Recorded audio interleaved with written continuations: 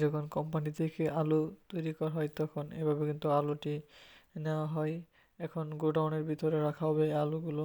আপনারা দেখতেই পাচ্ছেন এই আলুগুলো কিন্তু গোডাউনের ভিতরে নিয়ে যাওয়া হবে। এই মেশিন দ্বারা আলুগুলো ঢালা হচ্ছে।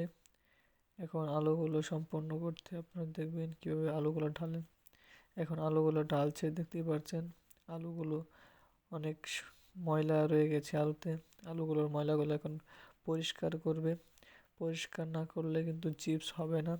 এই অসাধারণ চিপটি তৈরি করতে গেলে আগে ভালোভাবে ধৌত করতে হবে। দেখেন একটি মেশিনের ভিতরে কিন্তু ভালোভাবে ধৌত করছে। এখানে ধৌত করার পরে কিন্তু পরিষ্কার হবে আলুগুলো। এখন দেখতেই পাচ্ছেন কিছুটা পরিষ্কার হয়েছে আমাদের এই আলুগুলো। আলুগুলো এখনও কিন্তু কাজ শেষ হয়নি, এর কিন্তু কাজ আরও রয়ে গেছে। এখন এই আলুগুলো ভালোভাবে রিফারিং করে অন্য আরেকটি জায়গায় স্থানান্তর করা হবে। আপনি দেখতেই পাচ্ছেন আলুগুলো কিন্তু ভালোভাবে ধৌত করা হচ্ছে, যাতে এখানে কোনো ময়লা কিংবা অন্য কোনো ও অপরিষ্কার কোনো জিনিস না থাকে। দেখতেই পাচ্ছেন এখন অনেক পরিষ্কার হয়ে গেছে আলুগুলো। আলুগুলো পরিষ্কার, দেখতেই পাচ্ছেন একদম সাদা দবদবে হয়ে গেছে। মূলত এখান থেকে প্রসেসিং শুরু হবে।